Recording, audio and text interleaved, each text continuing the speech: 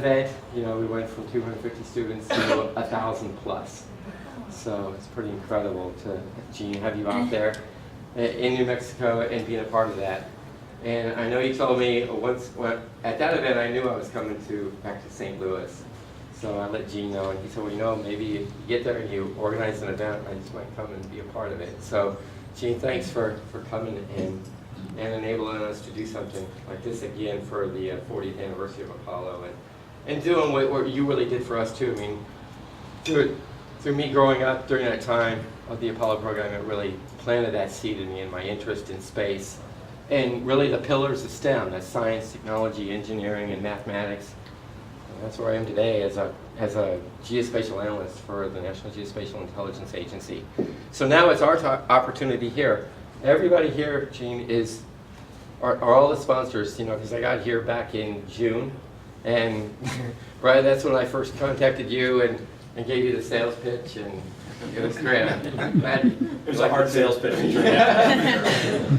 And then talking with you, John, and then next thing you know, we get the Challenger Learning Center involved, and Parks College gets involved, and then we get the Space Center involved, the Space Museum, the Space Frontier Group. I mean, everybody just got involved in. That's why we're able to do this, because it's a successful community effort. And now it's our opportunity to really plant that same seed that was planted in us back in the day. For those of us who can remember, because I'm sure everybody in this room can tell Gene exactly where they were on that night when Neil Armstrong first walked on the moon. Because we know where you were. So, and now we do have the opportunity to do this with these students and plant that seed in them to get them excited about those potential careers in the STEM programs, in those STEM pillars of science, technology, engineering, and mathematics. So good luck to everybody, and I'm really excited about doing this now. And also too, you did mention when you were in New Mexico that you really didn't like to do multi-day events. So here you are again for 4 days, and we're starting off tomorrow with the Challenger Learning Center, and that's only going to be with one group of students, a whole class, and they get their time, and that's pretty special. And then we'll bring it back over to the Science Center on Friday, where we'll do it for a whole group of 250 students.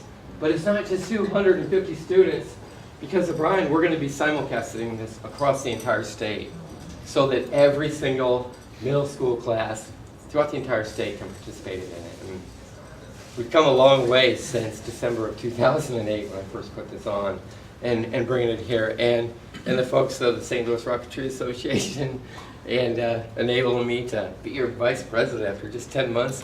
Sounds like a railroad. Yeah, Maybe. it was. I couldn't believe they did that. So, it's really been great, and who knows what we'll do after this. So anyway, thanks.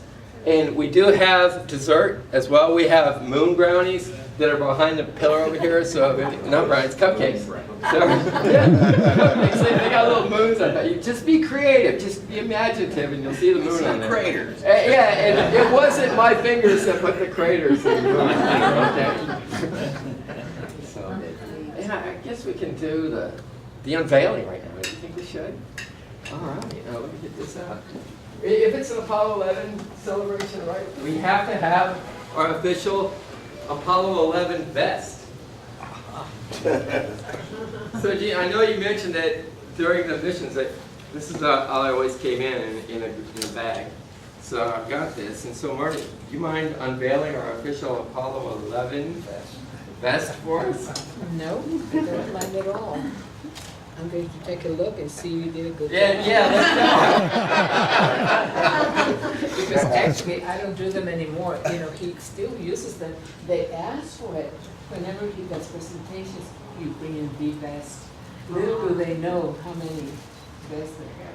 And I promise not to give this to Goodwill afterwards either. Do better now. Very good story. Oh my goodness gracious. Wow. Again, as a community effort in putting it together with all the partners, providing the different patches that we put on there in the back. So the back really reflects why we're having this event with the partnerships that we have throughout the community, and the front, of course.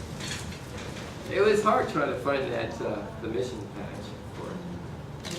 If you had been in Houston, you would have been able to do that. You did well. Thank you You very did very much. well. Well, this is like a baton. We're going to pass that off from group to group. So, Tasman, you're number one up for tomorrow. So, if you would like to take that, yeah. I'd be honored to. Is Gina trying on or? Oh, no. We'll let you try it out. It's not his size. I think they made it for you.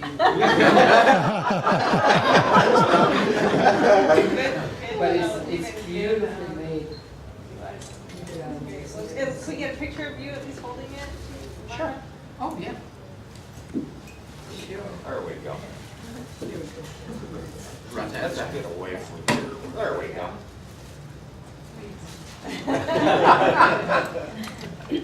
Oh, awesome. Turn the back too.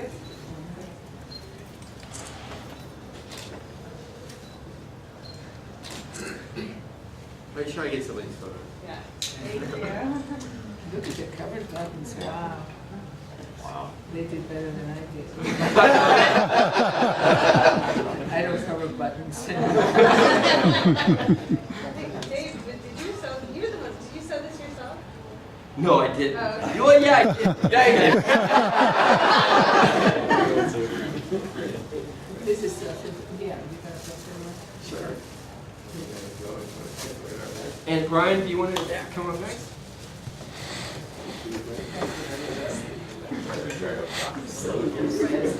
It's hard to beat anything you do.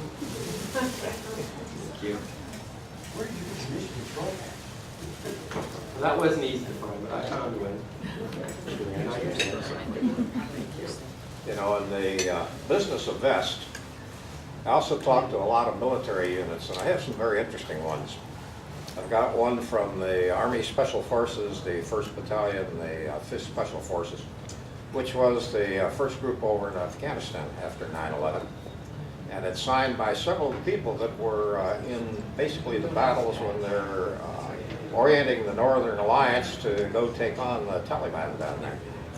I've got several interesting ones from the Air Force, but probably one of the more interesting ones, recent ones, is from the Navy. I did a talk down at Pax River, and finally I collected vests. You just run out of space vests, so he said, well, what I'm going to do is take my Pax River vest to the next one. Well, it finally ended up down at Marine Air down in Kingsville. And so the Marine Air Squadron put all the patches in the back of this. But as I was driving over to Kingsville, the Marine Air guys were really unhappy because they had got the direction to sanitize their call signs. And for a fighter pilot, the call sign is sacred. So this is the vest that's got the pilot's real call sign. What they're using down there. But it's a beautiful one.